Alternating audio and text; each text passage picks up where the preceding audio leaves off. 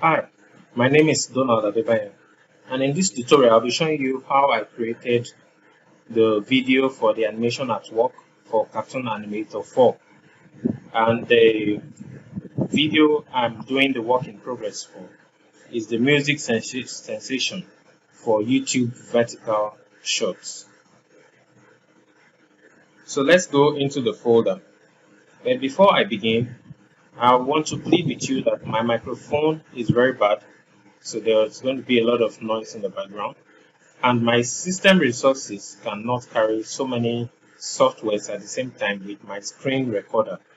So I will be skipping a whole lot of stuff, but I will definitely be uploading tutorials on these same things on my channel. So you could possibly come back later for them when I get all these things fixed. So this video is just for me to take care of my work in progress so that I can submit my project for the contest. Okay, so this is the folder that I used to create every bit of thing for this animation, this vertical shot. And if you look into this folder where I have the rendered projects, you will see that I've already rendered the work. And if you take a look at this size, you see that it's 13.8 gig, while this size is 247 megabytes. I'll also be showing how I converted that if there's time. So this is what I created for my shot. So this one is the render. There's no effect on it yet. This is what I hope to get. Very simple thing, but just added a lot of effects to it. And also for the hair, I'm going to be talking about the hair, because some people could achieve this with bones, but I didn't use the bone. I just used something else to achieve that. Okay, so I'm just going to close this now, and here we have the flying bus. So as you can see, we have the flying bus over here. This is an Illustrator project, and then I now exported it into Photoshop. This is a flying bus, and this is just a PNG file that I used in Cartoon Animator. And as you can see, the headphone, this is where I got the reference from. So I just separated it so that I can put it on one side of our head. Just as you can see in the picture here, it's just going to one side of our head. And I made the headphone to work according to her 360 head.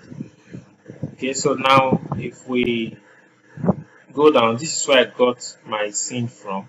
So I just recreated the scene and created mine. Also, I created a vertical template blind that you can use to blind all the sides of your vertical shots so that you can focus on whatever you are doing for your shot. Alright, so now for the hair, let's go into Photoshop. So this is the template I created. I'll be dropping it on my YouTube channel in the description so that you can download it, just in case some of you might want to use it for your own workflow. So this is the hair. As you can see, what I did was to create multiple strings of hair in a moving direction, just like when the breeze is blowing.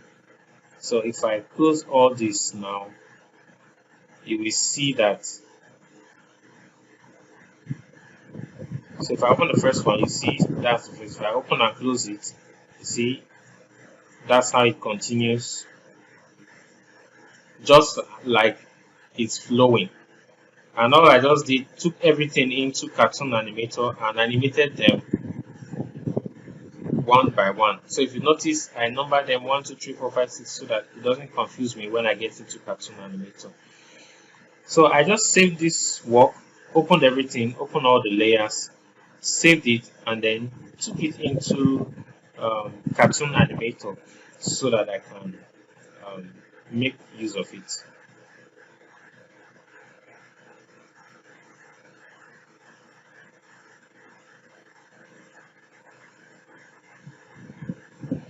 Okay, so let's go back into our folder, and then if you look at the character, I think I have a reference for my character. I just going to see where I dropped it. So I have a reference for this character that I created. As you can see, I had to draw her up. So this is the drawing for the character in Adobe Illustrator. So let's see if I can open that up.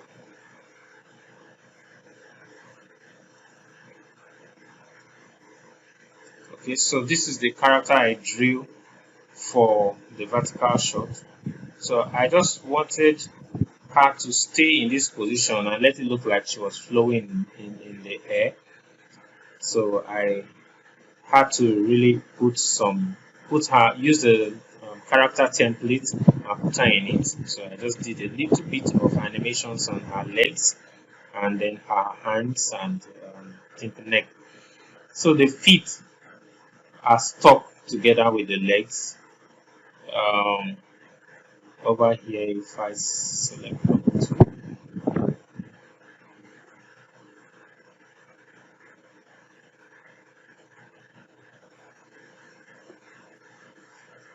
let me just open all these layers. So you see over here we have the left foot. So you see what I just did, I just attach it to the leg and nothing more, and then I separated the hands so that it will give me my curves when I am animating it, and so on. And this other hand is just stuck to each other. So you see all the different bones of the hands that I've arranged here. As you can see, close, open that up. Same thing with the body, that's the hip. So you see, separated that. So that's what I did, and after that I sent her into Photoshop by just clicking export as, check the artboard, and then I saved it as a Photoshop document. Saved it into a Photoshop document, which I now brought into Cartoon Animator, and I animated the character. So now, before I start with the character, what I did was to create my blind, and then bring in my scene and bring in all the necessary things that I needed. So the blind, like I said, I'll be dropping the download link in my YouTube channel. So now if you notice, if you are trying to bring in this blind into Cartoon Animator, it will try to come in as a prop, as a layer, as a background, or a little bit. That's not what we actually want for the blind. So we want it to be on top of everything so that other items can be behind it. So in this case, what I use is an app called PureRef, which is what you can see here now. So the moment you open PureRef, you can draw pictures on it. So if you are modeling a 3D character, or you just want to do one thing or the other, this is the app for you to use. So now, once it is open, I'm just going to drag my blind onto it, and then once that is done, I'm going to right click on it and then I go to mode, and then I just click on overlay selection. It will ask me about, and I just choose OK. So you see now that it has covered the whole screen. And then if I click on my Cartoon Animator, you see that with this I have my shot selected, and if you want, you can rearrange it, shift it to anywhere that you want. So this is one of the things that you need to do, so that it covers every other part and then helps you to focus on just what is going to be appearing in the shot. Because once you have set your project in Cartoon Animator, it gives you a very thin line, but you can still see other things around it. So now I'm going to click on PureRef so that it goes off. The moment you want to begin your project for shorts, what you need to do is this. You go to the render and then click on render video, and it's going to open like this. Then you go to your output settings, scroll down, go to your output settings, and then you know that the YouTube shorts or any vertical video should be what are you should be 1080p, so which is 920 by 1080. But this, in this case now, you want to reverse it. So first of all, uncheck this ratio and then change this to 1920, and then change this to 1080, and then press enter. The moment you press enter, you will see that the whole frame have been changed to a vertical video. So now any animation that you want to do should stick into this blue box that you are seeing over here. So for this now, you can scroll up and change this to MP4 and leave every other thing the way it is. Also, you can change this to, you change your range, because the YouTube shorts will only allow you to upload maximum of 57 to 58 seconds. So if you want, you can just set that from here so that you don't go over your boundaries. So let's say this is 57, let's just say 57 seconds, as you can see over here.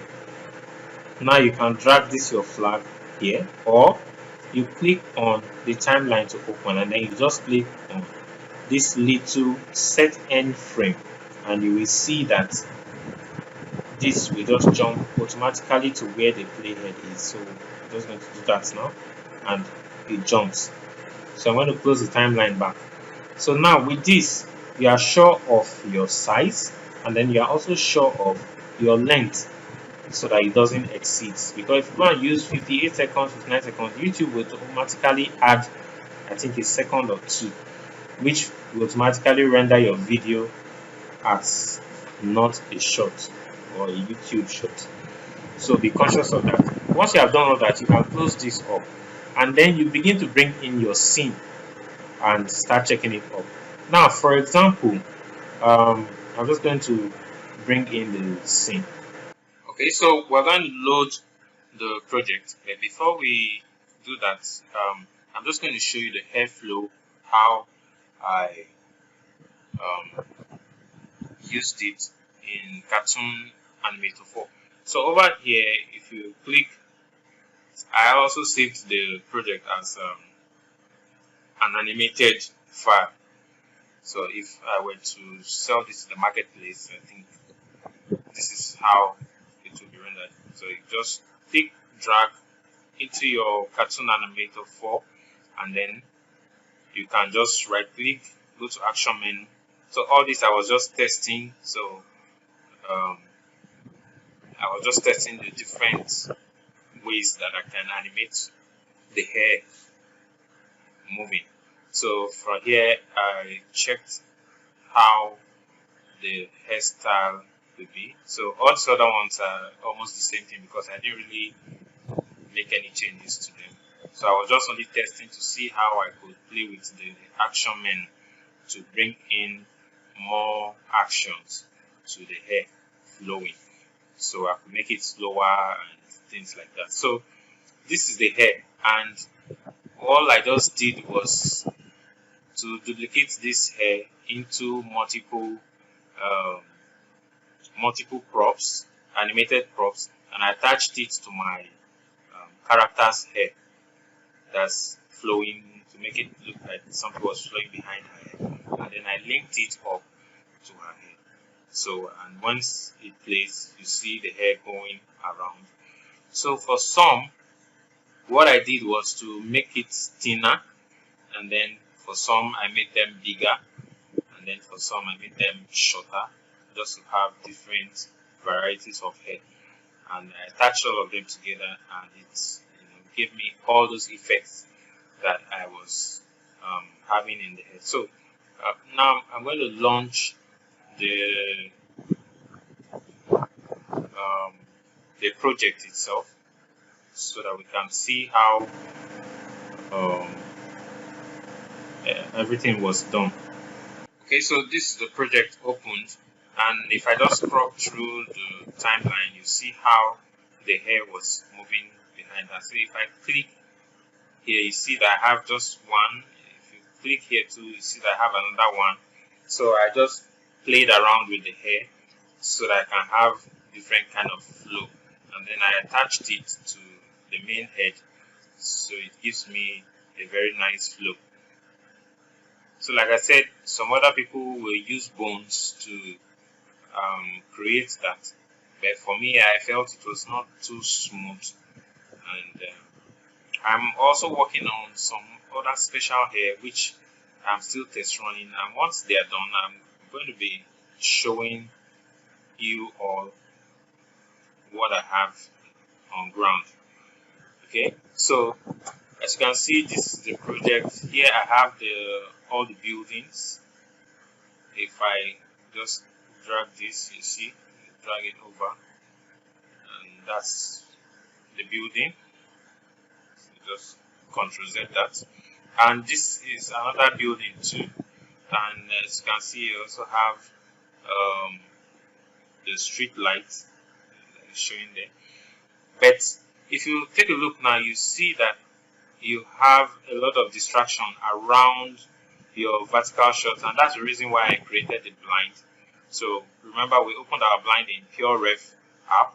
So the moment I just click on it now, you see that it covers every other part of my screen and allows me to focus on the important things. So now once I just click drag, I could readjust it to the frame of the shot. And with this, if I play it, I'll be able to know what is being viewed in my shot.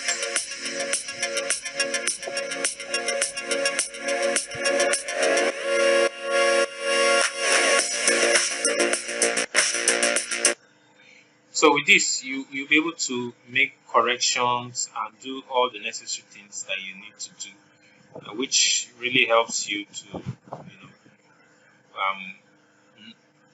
have a good view of what will be showing up in your vertical shot.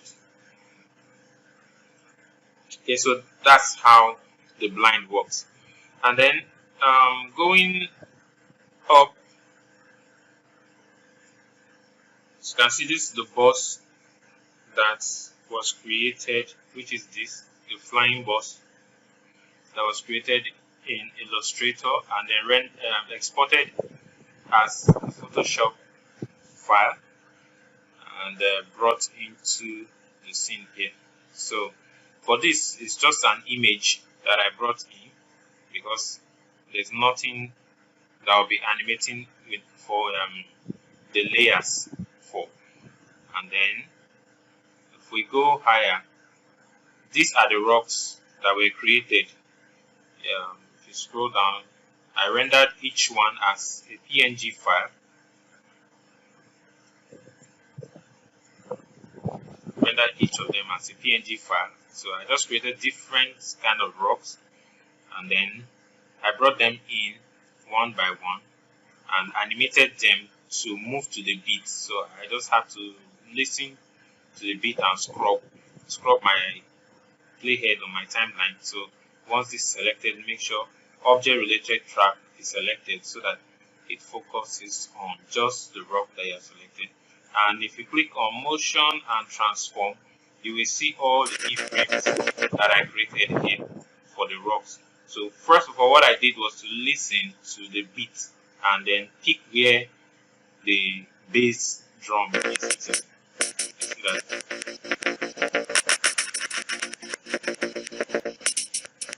So you see those parts where the bass drum is hitting, that's where I create my keyframes. And if you notice, the final render made the rocks to move to the beat.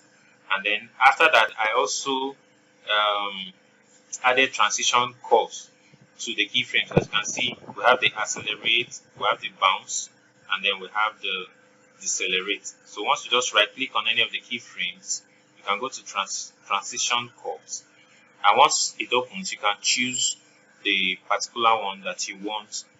So it gives you a smoother movement, and that's why if you notice the rocks are moving smoothly. And then if you see where the vertical line templates I created will be very useful, because sometimes some of us might not be very conscious of this tiny frame that we are seeing here. Since you are creating a vertical shot, so it's very good that you just blind every other part and focus here, so that it will not happen that your stone is somewhere outside and you are thinking it's going to show in your scene while it will not be showing. So that's why I really created that blind there, so that you guys will be able to use it or create your own and have a better view of whatever you're doing. Okay, so that's how I animated all the stones that you are seeing in the scene. Okay, so I think after that I just rendered my video straight up, clicking this and render video, and everything is set, because remember at the beginning I showed you how to set your frame size. You can see 1080 by 1920, and then the range is from frame 1 to frame 1754. And I exported my work, and at first what I wanted was to send this project into After Effects directly from here. But when I did that, I discovered that it was very heavy, and because I have a very low system, I couldn't work with it. So what I did was to render it as MP4 format, and then I now took it into After Effects to put all the Saba effects and all the magical stuff that were happening in the video editing. And then after finishing that, that in After Effects, I still took it back into my video editing software to do some finishing touches by putting all those music symbols around her head, just to show that she's actually listening to music. So that is how I went through my workflow for my music sensation project. So now I'm going to just check and be sure that I've touched all the necessary parts. Yes, so this is the project that is being exported for After Effects. If you go in, it also comes with the JSON file, and then it comes with all the sequence for the project. How I did it, I use the software called Handbrake. I'm also going to be dropping the link in the description for those who will want to download it. So Handbrake is what I've been using for years, and it has really been helping me to convert videos to a very reasonable size, and the quality will still be intact. So imagine if it were to be 13.8 gig that I was uploading and all that. In fact, some people will find it difficult playing this video on YouTube, or it might start lagging and things like that. But with Handbrake, it reduces the size and still keeps the quality. Okay, so now this is the render that I got from After Effects. After rendering the video, I got 13 gig, and this is the one that I sent into After Effects. So if you take a look at the thumbnail there, you see that this is a little bit lighter while this is darker, because I did some color correction in After Effects to give it some vibrance, and then I put all the Saba effects, all the lightings and everything that you see here. So now once your Handbrake is opened, all you just need to do is click this, drag it into the Handbrake. I just quickly want to show you the settings that I use to render. I'm not going to be rendering it, but after I finish converting this video, I think it gave me close to 50 something MB, so from 13 point something gig to 50 something megabytes. So over here is the format is MP4, web optimized. I always choose this, and then once you have set that, you go to video, and then you can just drag this, but don't go more than 27.5 RF. So, but for me, for this video, I still need quality, so I just left it the way it was. I didn't even touch the slider at all. So you browse to where you want this video to go to, and then once you are done, you just click on start encoding, and to encode it will convert your video, and then you can now simply share it online. So this was what I did for my conversion, and it will keep your frame size and everything for you. Okay, so I'm just going to close this now, and that is how I was able to come up with my own vertical shot for my music sensation for Cartoon Animator 4 contest. I hope you have learned something from the little explanation.